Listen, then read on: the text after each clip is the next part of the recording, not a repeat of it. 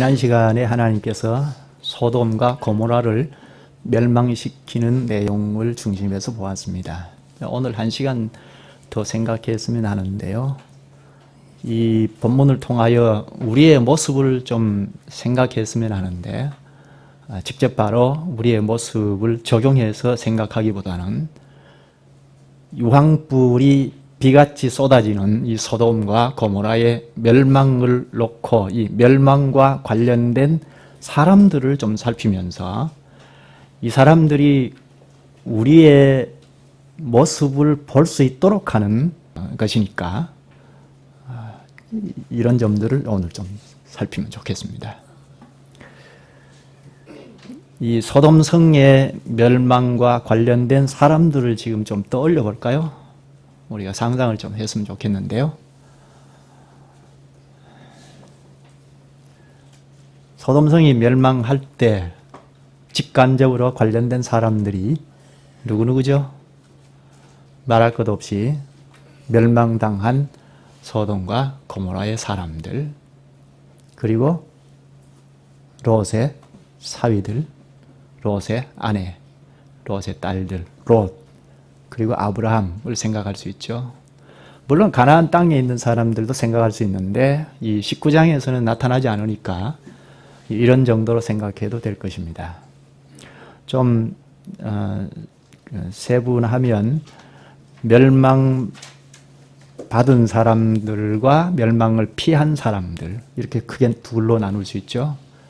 좀 더 세분하면 멸망받은 사람들 중에는 멸망받지 않아도 될 사람이었는데 멸망받았던 사람, 그리고 멸망을 피한 사람들 중에는 멸망을 피하기는 했지만 그 인생 마지막에 아주 비참한 결말을 맞았던, 이렇게 나눌 수가 있죠. 좀 더 구체적으로 보면 소돔성 사람들은 이미 창세기 13장 13절에 악했더라, 죄인이었더라 한 것을 보면 멸망을 도무지 피할 수 없었던 사람들이다 할 수 있고, 그러나 이 멸망을 피할 수 있는 상황이었는데 못 피했던 사람, 그가 누구죠? 롯의 사위들이죠. 하나님의 말씀을 전하고 빨리 피하라 하는데도 농담으로 여겨서 멸망을 당해버린 일이죠. 그리고 롯의 아내 같은 경우도 뒤를 돌아보지 말아라 하는 말씀이 있음에도 불구하고 그 말씀을 우습게 생각하고 뒤를 돌아보다가 소금 기둥이 되어서 소돔성 사람들과 함께 멸망당해 버렸습니다. 그리고 구출이 되기는 했지만 비참한 결말을 맞게 된 롯의 딸 롯을 생각할 수 있죠. 또 이 멸망을 전후해서 지켜보고 있던 아브라함을 우리가 생각할 수 있죠. 우리는 아브라함의 자손들로 서 있기 때문에 믿음의 조상인 아브라함의 자손으로 존재하고 그리스도의 교회를 이루고 있기 때문에 이 아브라함이 취한 이 자세들을 눈여겨볼 필요가 있습니다. 이런 점들을 생각하면서 소돔과 고모라가 멸망할 수밖에 없는 이 상황을 놓고 여기에 직간접으로 관련되어 있는 사람들의 자세들을 좀 생각하면서 우리를 생각하는 시간을 가졌으면 좋겠습니다. 먼저 소돔과 고모라의 멸망받은 사람들을 생각할 수 있죠. 본문을 좀 볼까요? 4절을 5절을 보면 그들이 눕기 전에, 여기 사람의 모습으로 온 천사들인데요. 롯의 환영을 받으면서 대접을 받고 눕기 전에 그 성 사람 곧 소돔 백성들이 노소를 막론하고 원근에서 다 모여 그 집을 에워싸고 롯을 부르고 그에게 이르되 오늘 밤에 내게 온 사람들이 어디 있느냐 이끌어내라, 우리가 그들을 상관하리라.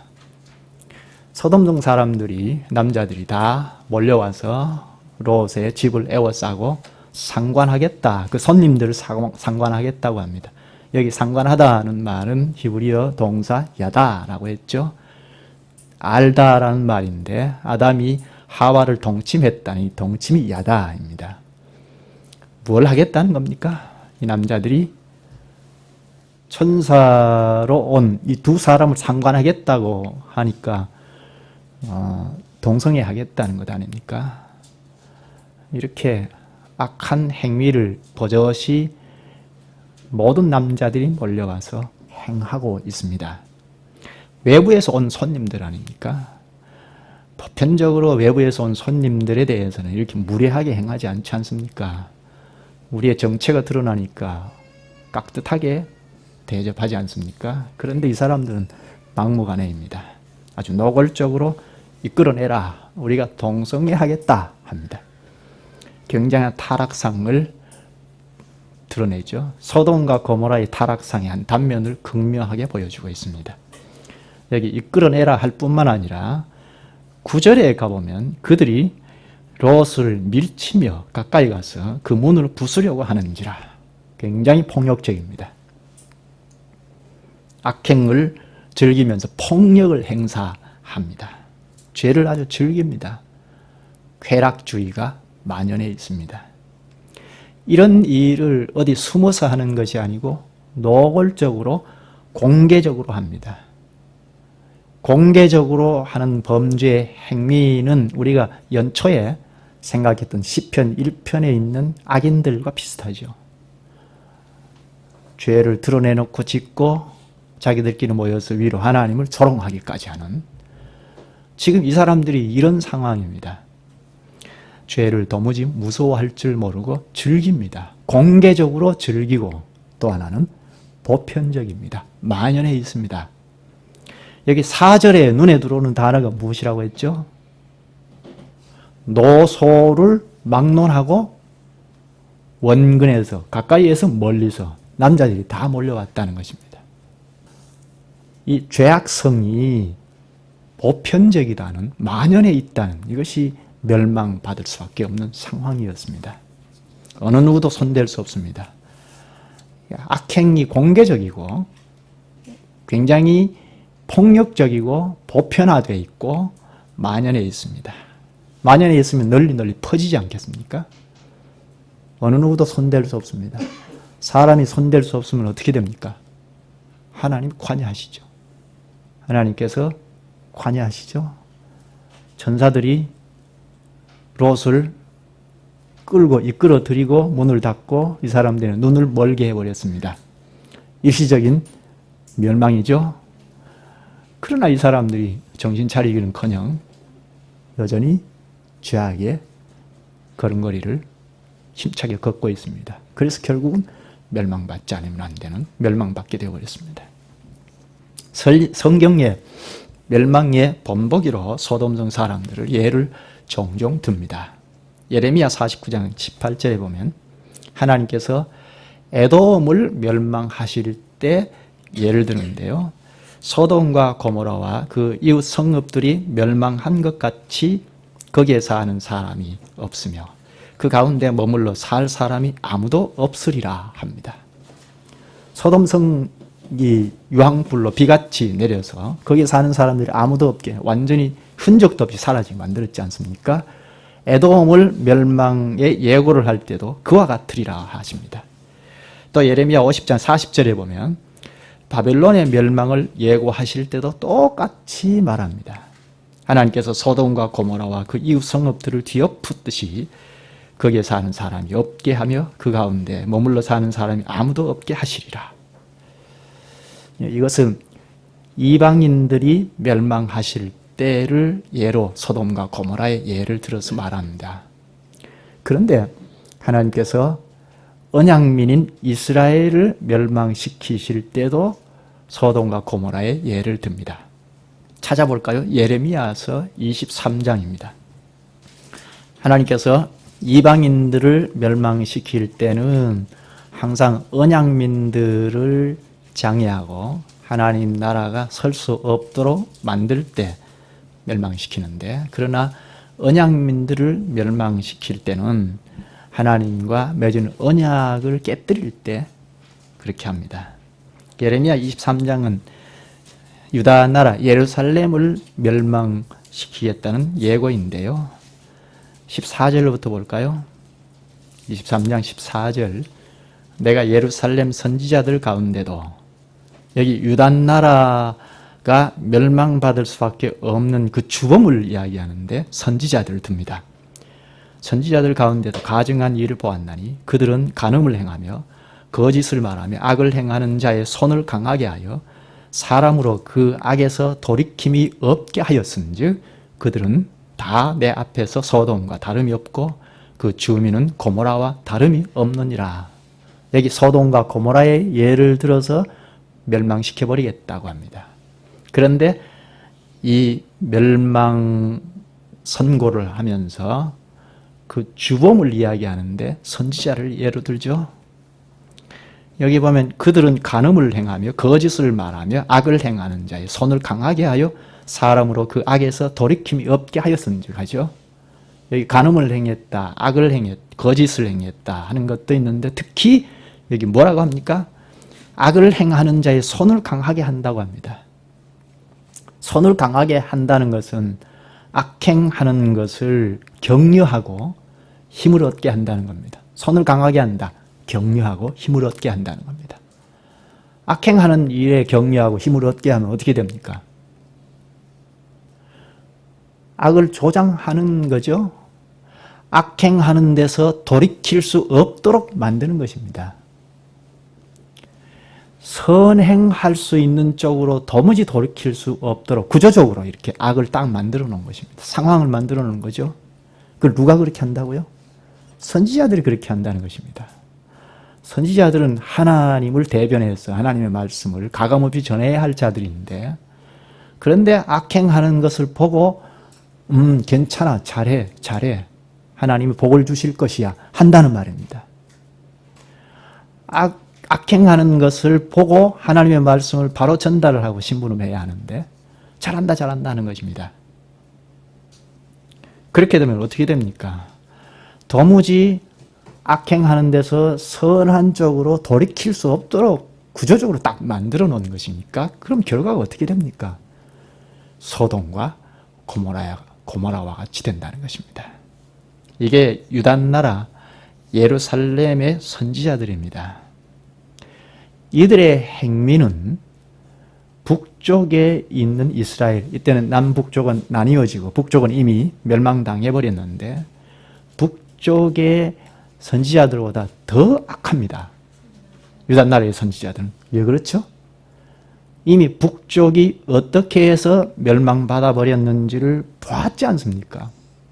어떻게 멸망받았는지를 보았음에도 불구하고 악을 조장하고 격려하고 괜찮아, 잘해, 잘하고 있어 하고 있어서 결국은 악에서 도무지 돌이킬 수 없는 상황까지 가버리게 만들었으니까 남조, 유다, 예루살렘의 선지자들은 더 악하다는 것입니다.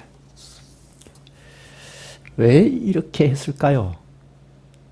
선지자들인데 왜 악행하는 것을 보고 지적하고 돌이킬 수 있도록 하지 못하고 왜 오히려 부추기고 격려하고 했을까요? 하나님께서 주신 말씀에 대한 지식이 결여되어 있어서 그렇습니다. 대표적으로 호세아 4장 6절에 보면 내 백성이 지식이 없으므로 망하는도다 하지 않았습니까? 궁극적인 원인을 보면 그렇습니다. 하나님 말씀에 대한 지식이 결여가 있어서 그렇습니다. 하나님의 말씀을 조롱거리로 만들어버린 거죠. 이런 선지자들을 우리는 신약에 와서 뭐라고 합니까? 거짓 선지자라고 하죠. 구약 시대의 선지자들 중에 거짓 선지자들이 누군지 얼른 알기란 쉽지 않습니다. 왜 그러냐 하면 다수를 점하고 있기 때문입니다. 여기 이 예레미야 선지자 여기는 노골적으로 악을 행하는 자의 손을 강하게 한다고 썼지만 실제로 악행하는 것이 금방 드러나지 않습니다. 그리고 다수가 같은 목소리를 내기 때문에 당시 백성들이 거짓 선지자가 누굴까 하는 것을 얼른 판단하기가 어렵습니다.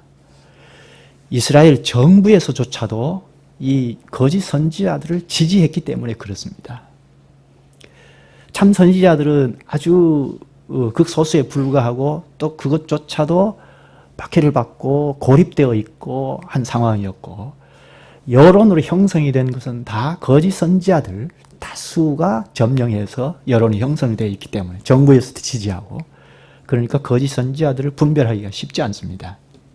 우리가 지금 배우는 열왕기상 앞으로 배울 텐데 22장에도 보면 400명의 선지자들이 한 목소리를 내거든요.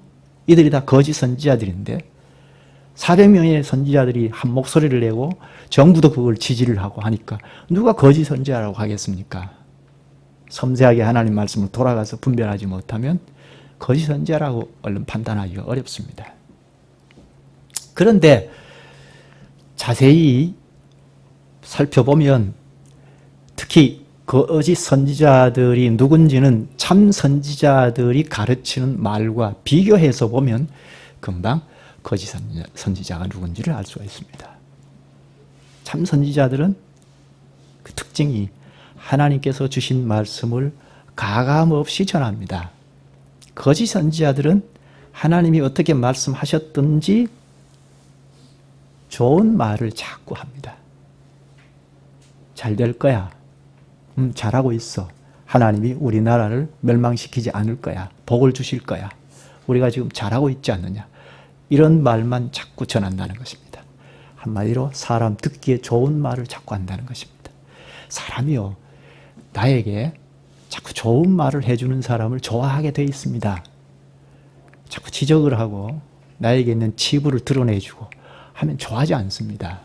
본능적으로 그렇게 돼 있는데, 거기다가 다수가 다 격려해주고 잘한다 잘한다 하고 용기를 북돋아주고 내가 무슨 짓을 하든지 그건 괜찮아 하고 덮어주고, 그러니까 거짓 선지자를 따를 수밖에 없죠. 대세로 흐르는 이 흐름이, 사회적인 분위기가 이렇게 되어 있으니까 거짓 선지자들을 거짓 선지자라고 분별할 수 없는데, 그러나 참 신자들은 어디로 돌아갑니까? 하나님의 말씀으로 돌아가서 하나님께서 주어진 말씀이 이것인데, 어떤 선지자들은 이 말씀을 가감없이 전하고 다수의 선지자들은 그렇지 아니하고 하는 것을 보면서 금방 분별할 수가 있습니다. 거짓 선지자들은 사람들 듣기에 좋은 말만 쭉 한다는 것입니다. 듣기 좋은 말만 해댄 거짓 선지자의 예언만 철석같이 믿었던 백성들은 결국 돌이킬 기회도 없이 파멸의 구렁텅이로 빠져들어갔습니다. 그래서 유다까지도 멸망해버렸지 않습니까? 멸망의 원인이 무엇입니까? 언약민이 멸망하는 것은 언약의 말씀을 저버렸기 때문입니다. 이 언약의 저주의 말씀이 이미 신명기에서 이야기하고 있는데요. 28장을 보면 잘 알 수가 있습니다.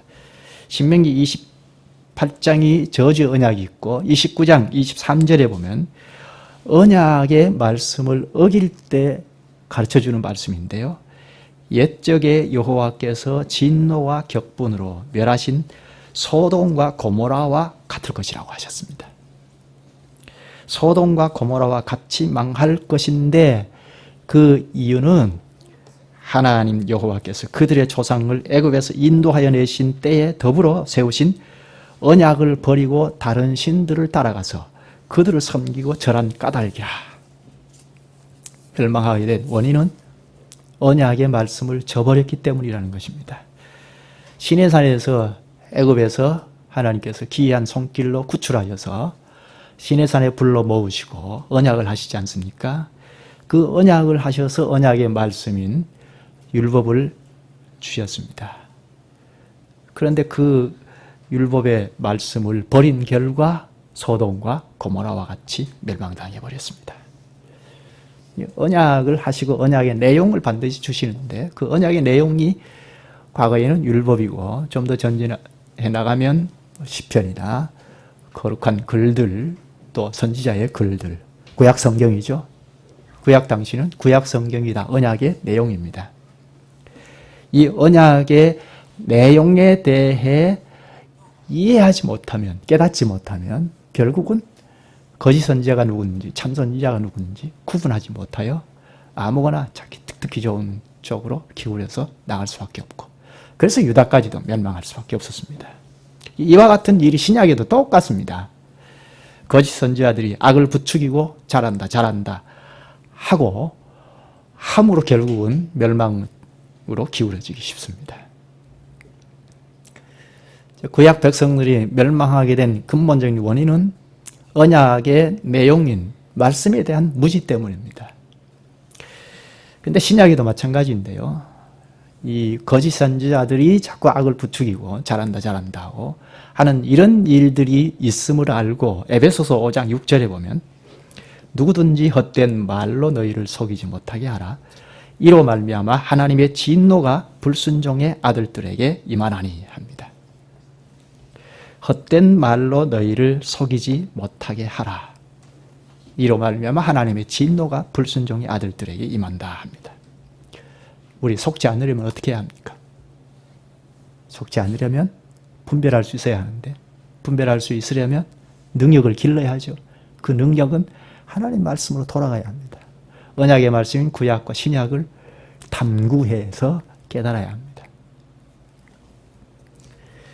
다시 본문으로 돌아가서 멸망받을 수밖에 없는 소돔성 사람들을 생각했고 또 롯의 사위를 생각할 수 있죠.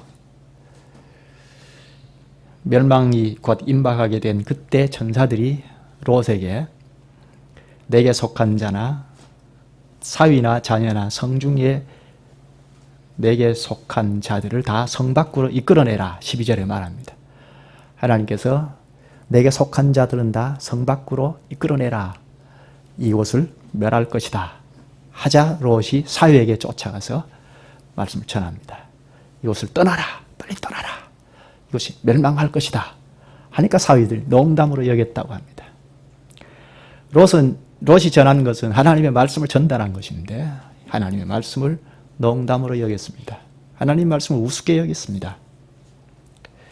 우리가 이렇게 풍요롭게 살고 잘 먹고 잘 사는데 무슨 뚱딴지 같은 소리냐 하고 하나님 말씀을 오히려 조롱해버렸습니다. 하나님께서 어떤 사람에게 형벌을 내리십니까?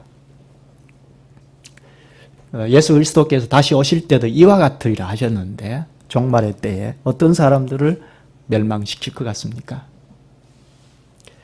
데살로니가 후서 1장 8절에 보면 하나님을 모르는 자들과 우리 주 예수의 복음에 복종하지 않는 자들에게 형벌을 내리시리니 합니다. 하나님을 모르는 자들에게 그리고 하나님을 알되 하나님의 말씀을 복종하지 아니하는 자들에게 멸망할 것이라 합니다. 그 뒷구절에는 이런 자들은 주의 얼굴과 그의 힘의 영광을 떠나 영원한 멸망의 형벌을 받으리로다. 롯의 사위들 멸망을 피할 수 있었는데 하나님의 말씀을 농담으로 여겨 멸망을 당해버렸고 그리고 우리가 인상 깊은 사람 중에 하나 있죠. 롯의 아내입니다. 롯의 아내 역시 멸망을 피할 수 있었는데 멸망당했죠. 본문 26절에 보면 뒤를 돌아보았으므로 소금 기둥이 되었다라 합니다. 왜 소금 기둥이 되었죠? 그 앞에 천사들이 하나님의 말씀을 전할 때에 뒤를 돌아보지 말고 빨리 도망쳐라 했지 않습니까? 그런데 그 하나님의 말씀을 사위들처럼 농담으로 여겼는지 알 수 없어요. 근데 뒤를 돌아보았습니다. 세상에 대한 미련이 있었던 것입니다. 세상 온갖 자기가 살던 데는 온갖 취할 것이 많지 않습니까? 거기에 대한 집착, 미련 때문에 뒤를 돌아보는 거로 소금 기둥이 되어서 소돔 성 사람들과 함께 멸망당해 버렸습니다. 종말의 때에도 예수님 오실 지금 종말의 때인데 이때에도 롯의 아내처럼 하지 말라는 가르침이 있습니다. 우리가 서두에서 읽은 누가복음 본문입니다. 예수님께서 말씀하신 것인데 누가복음 17장 31절에 보면 그날에 심판의 날에 만일 사람이 지붕 위에 있고 그의 세간이 그 집 안에 있으면 그것을 가지러 내려가지 말 것이요 밭에 있는 자도 그와 같이 뒤로 돌이키지 말 것이니라. 롯의 철을 기억하라. 무릇 자기 목숨을 보존하고자 하는 자는 잃을 것이요 잃는 자는 살리리라. 무슨 말입니까? 세상의 것에 집착하지 말아라는 것입니다. 좀 더 가지려고 하지 말아라는 것입니다. 롯의 아내가 그렇다는 이야기죠. 오늘날에도 롯의 아내와 같은 사람이 얼마나 많겠습니까? 지금 현재 사회 현상이요. 교회 현상, 교회적인 현상은 이 세상을 집착하게 만들게 되어 있습니다. 교회적 현상이 그렇습니다. 시편 기자들, 의인들이 고백한 것처럼 하나님 때문에, 하나님을 믿는 것 때문에 가난하게 되었다. 하나님을 믿었기 때문에 불쌍하게 되었다. 이런 고백보다는 지금 예수 그리스도를 믿음으로 잘 살게 되었다. 예수 그리스도를 믿음으로 성공하게 되었다. 예수 그리스도를 믿음으로 명예를 얻었다는 이런 것이 사회적인, 교회적인 현상입니다. 그러니까 신앙생활을 하는 사람들이 이 세상에 집착하게 만들 수 있는 환경이라는 말입니다. 예수 그리스도를 믿었기 때문에 나는 가난하게 되었다. 예수 그리스도를 믿는 신앙을 지키기 위하여 나는 친구도 다 잃어버렸다. 이런 고백보다는 예수 그리스도 덕분에 잘 되었다는 이것이 팽배해 있기 때문에 우리가 어쩌면 자칫하면 이 세상에 집착하게 되어 있습니다. 롯의 아내처럼 되어 있다는 말입니다. 또 그 다음 롯의 두 딸은 어떻게 되었습니까? 구출은 받았지만 기상천외한 일을 꾸며서 암몬과 모압 자손을 낳았죠. 이 두 후손이 한참 후에 이스라엘 백성들이 노예 생활을 하다가 애굽에서 출애굽했는데 그때 이스라엘 그 나라 행보에 적극적으로 회방을 놓았습니다. 누가요? 이 암몬 사람과 모압 사람입니다. 교회적 행보를 딱 가로막고 가나안 땅에 못 들어가게 했습니다. 그래서 하나님께서 암몬 사람과 모압 사람은 영원히 여호와의 총회에 들어오지 못하리라 하고 못을 딱 박아놨습니다.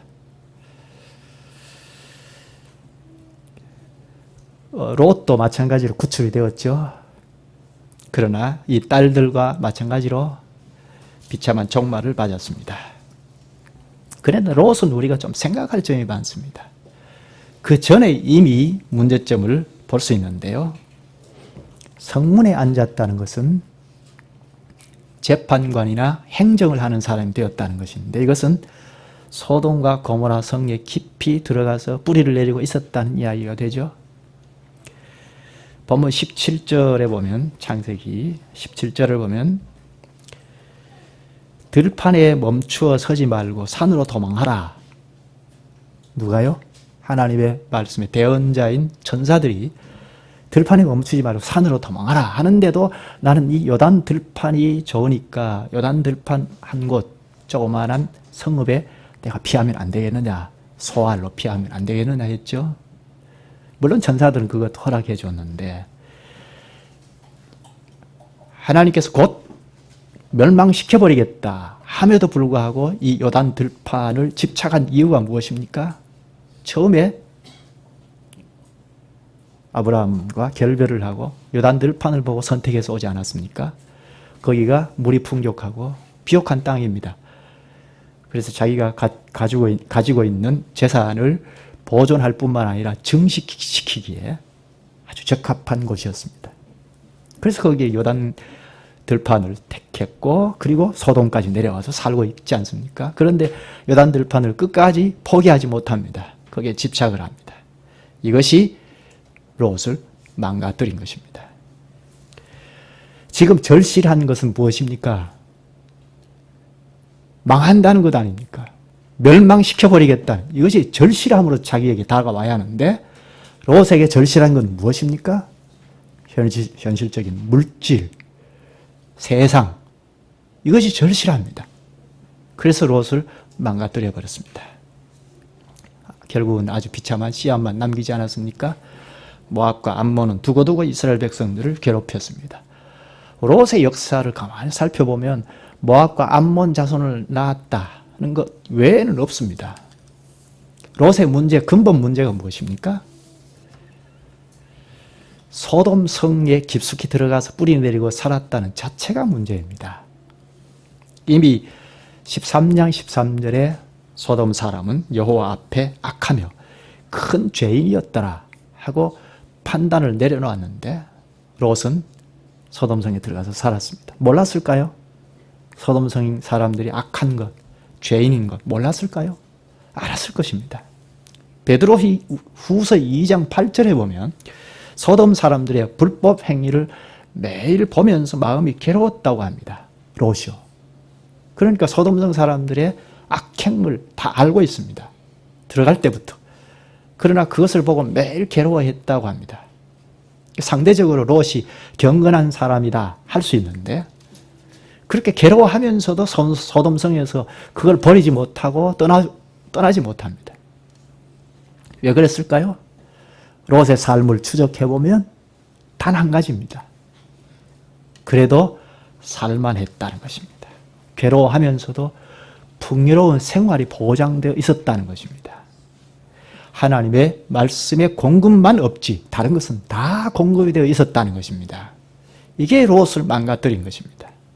그래서 소돔성을 떠나지 못했던 것입니다. 이것은 오늘 우리에게 경계의 말씀으로 주신 것입니다. 요한일서 2장 15절을 보면 이 세상이나 세상에 있는 것들을 사랑하지 말라. 누구든지 세상을 사랑하면 아버지의 사랑이 그 안에 있지 아니하니 이는 세상에 있는 모든 것이 육신의 정욕과 안목의 정욕과 이생의 자랑이니 다 아버지께로부터 온 것이 아니요 세상으로부터 온 것이라. 이 세상도 그 정욕도 지나가되 오직 하나님의 뜻을 행하는 자는 영원히 거하느니라. 무엇을 말합니까? 세상을 집착하면 소돔과 고모라와 같이 망할 수밖에 없다는 것입니다. 하나님의 뜻을 행하는 자는 영원히 거하느니라.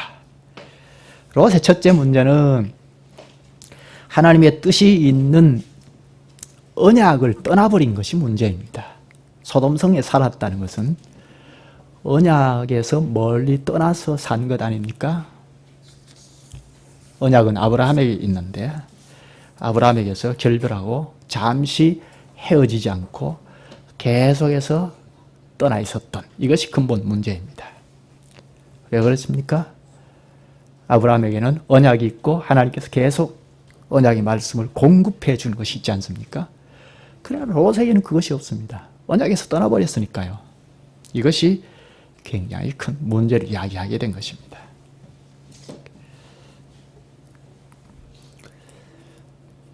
보통 우리가 사람들이 사람을 평가할 때 어떻게 평가합니까?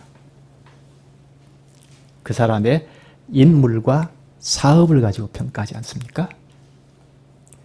그럼 그리스도인인 성도는 어떻게 평가합니까? 그리스도를 믿는 성도는 그리스도의 생명에 연결되어 있기 때문에 그리스도와 연결된 지체로 어떻게 살았느냐 그것으로 평가합니다. 고린도전서 12장 27절에 너희는 그리스도의 몸이요 지체의 각 부분이라. 이것은 고린도 서신을 배우면서 우리가 반복해서 생각했던 내용입니다. 그리스도에게 연합함으로 이 세상과 결별하고 구원이 보장된 것인데 개인주의로 내가 내 중심으로 살아갔던 것을 그치고 그리스도의 지체, 분자로 살아가는 삶이 시작된 것입니다. 이 삶이 이 땅에서 시작이 되는데 따라서 그리스도인이라면 성도라면 평가할 때 세상 사람들처럼 그 인물이나 사업을 가지고 평가하는 것이 아닙니다. 그리스도에게 연합한 지체로 분자로 어떻게 살았느냐 그것을 평가합니다. 그리스도에게 연합한 연합체를 어떻게 구성하고 지지하고 살았느냐 그걸 평가한다는 것입니다. 롯의 평가도 마찬가지입니다. 당신의 신약시대와 같이 그리스도의 몸체라는 것이 명확하게 계시되지 않은 때이긴 하지만 그러나 그 원리는 똑같습니다. 하나님의 백성의 분자로 어떻게 살았느냐 그걸 평가합니다. 그렇게 평가하면 롯이 평가할 만한 것이 별로 없죠. 소돔성 사람으로 살았다는 것 이외에는 없습니다. 성문에 앉을 만큼 덕망이 높았습니다. 손님들, 찾아오는 손님들, 소돔성 사람들은 다 폭력을 휘두를 만큼 한 행위를 했지만 롯은 따뜻하게 맞이해서 대접하는 그런 따뜻함이 있습니다. 폭력을 행사하고 성폭력을 행사하는 이런 소돔성 사람들과는 달리 경건한 사람이었습니다. 그런데 하나님의 언약 공동체 분자로 살았다는 것은 전혀 없습니다. 언약을 쫓아서 고향 땅을 떠나 아브라함과 함께 하지 않았습니까? 가나안 땅에 와서 재산이 늘어나니까 그 재산을 유지하고 발전하기 위하여 요단 들판을 선택했고 소돔성까지 깊이 내려가서 살게 되었습니다. 언약을 떠나버린 것입니다. 첫째, 롯의 문제는 언약을 떠났다는 것이고 언약을 떠나서 개인주의 삶을 살았다는 것이 문제이고, 둘째 문제는 사명의 문제입니다. 예수님께서 종말의 징조를 몇 가지 말씀하셨는데 오늘 서두에서 읽은 본문에서 또 이야기합니다. 누가복음 17장 28절에 보면 또 롯의 때와 같으리니 사람들이 먹고 마시고 사고 팔고 심고 집을 짓더니 롯이 소돔에서 나가던 날에 하늘로부터 불과 유황이 비오듯 하여 그들을 멸망시켰느니라.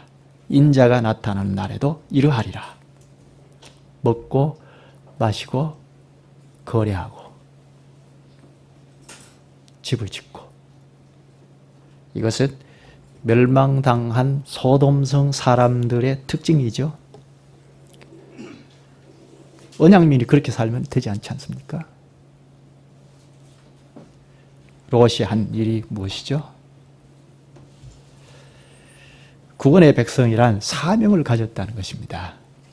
사명을 잃어버리면 멸망당해버린 소돔과 고모라 사람들과 똑같아집니다. 먹고 마시고 거래하고 집 짓고 하는, 이것은 짐승들도 다 한다고 했습니다. 그렇게 짐승처럼 살면 하나님께서 살게 하신 본의가 잃어버린 것이니까 멸망시켜버리는 것입니다. 지금 우리에게 말씀하시는 건데요. 히브리서 12장 1절에 보면 모든 무거운 것과 얽매이기 쉬운 죄를 벗어버리고 인내로서 우리 앞에 당한 경주를 하며, 여기 얽매이기 쉬운 죄라고 했는데 얽매이기 쉬운 죄가 무엇일까요? 이 세상의 모든 것입니다. 롯은 이 세상의 풍요와 욕심에 얽매여서 벗어나지를 못했습니다. 여기 소돔과 고모라가 멸망하는 이 일은 언약의 자손인 이삭이 출생하는 것과 관계해서 출생 전후에 이 사이에 소돔 고모라의 멸망이 기록되어 있습니다. 이것은 언약민으로 올 이삭의 출생 사이에 기록했다는 이것은 언약민들이 무엇을 해야 하느냐 하는 것을 가르쳐주고 있는 것입니다. 멸망당할 수밖에 없는 이 세상을 바라보는 언약민들이 사명이 있다는 것입니다. 멸망을 당할 수밖에 없는 이 세상을 바라보는 언약민은 주님 앞에 나아가서 아브라함처럼 기도하는 사명이 있다는 것입니다. 이삭, 야곱, 요셉 계속 이어지는 언약의 자손들이 이런 사명을 걸머쥐고 있다는 것입니다. 오늘 우리도 마찬가지입니다. 우리는 특별히 그리스도와 연합된 분자들입니다. 지체라는 말입니다. 우리 신체를 보면 신체 손가락도 있고 발가락도 있고 다리, 허리 이런 지체들이 있는데 이 지체들은 의미를 가지려면 어떨 때 의미가 있죠? 이 손가락 하나가 의미를 가지려면 지체로서 잘 발휘해서 한 사람으로 이 몸 전체가 잘 형성이 되고 인격이 잘 드러나는 이런 것이 아마 지체의 영광이 아니겠습니까? 지체 자기 하나가 뭐 떨어져 나가서 뭘 잘한다는 것이 아니죠. 지체로서 잘 붙어 있으면서 그 지체의 역할을 잘 해서 한 사람, 한 몸체가 잘 드러나는 것, 이것이 지체의 영광일 것입니다. 우리가 그리스도의 지체입니다. 우리의 영광은 무엇이겠습니까? 그리스도의 한 분자로, 지체로 잘 위치를 잘 자리하고 지체로서의 발휘를, 새 생명의 발휘를 잘 함으로써 연합한 연합체가 그리스도의 몸체답게 존재하고 발휘하고 사명을 수행하는, 그럴 때 지체인 내가 영광이 되는 것입니다. 물론 그리스도의 몸체가 그리스도께 영광을 돌려드리지만 지체인 우리가 다 영광이 되는 것입니다. 이 일을 위하여 우리를 그리스도의 몸체로 구원시키셨습니다. 바로 천당으로 딱 데려가 버리시지 않고 이 땅에서 그리스도의 몸체로 구원하셔서 이 땅에 형성케 하셨습니다. 지체 노릇 잘 하라는 것입니다.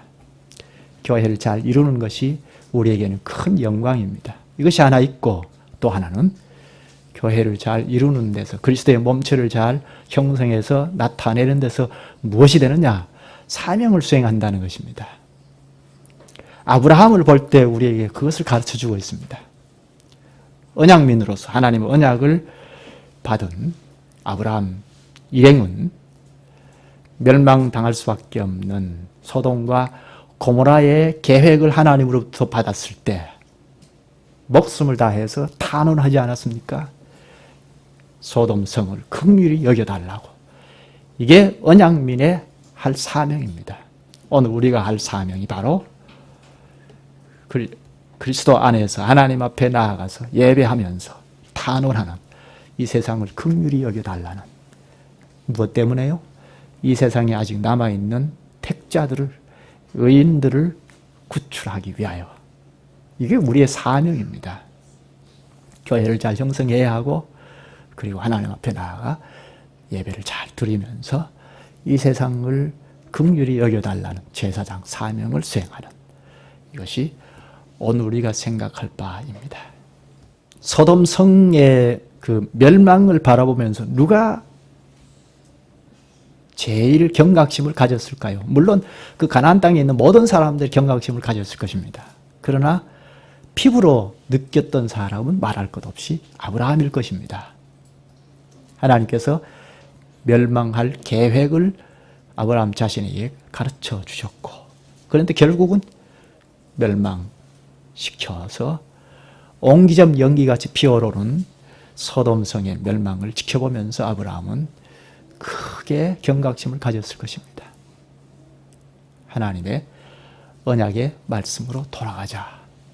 하나님의 언약을 신실히 믿고 가자. 이것이 살 길이다 했을 것입니다. 그리고 이 세상을 향하여 하나님의 공동체를 반듯하게 세워가자 했을 것입니다. 이게 우리의 경각심이어야 하지 않겠습니까?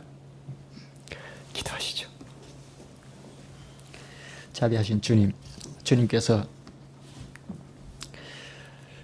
다시 이 땅에 오실 때 롯의 때와 같으리라 하시면서 사람들이 먹고 마시고 사고 팔고 심고 집을 짓는 것 이외에 사람으로서 아무런 특징이 없이 사는 가운데 하늘로부터 유황불이 비오듯 하여 멸망시켜버린 것처럼 이와 같이 인자가 오시는 날에도 이러하리라 하셔서 저희를 긴장시키시옵나이다. 주님께서 저희를 극진히 사랑하사 구원의 백성으로 살되 그리스도의 지체로 살아갈 수 있게 하셨사옵나이다. 저희가 지체로 그리스도의 몸을 힘써 건설하며 거룩하게 선화가 돼 이 세상을 바라보는 제사장으로 주님께 나아가 기도하는 사명을 다하게 하여 주시기를 원하옵나이다. 먼저 된 자로서 성령의 능력을 공급받고 주님께서 가르치신 말씀의 깨달음을 가지고 이 세상을 향해 복음의 증인이 되게 하여 주옵소서. 이 일을 위하여 항상 주 앞에 부복하여 기도하고 예배하는 일에 저희 자신을 다 드리게 하여 주옵소서.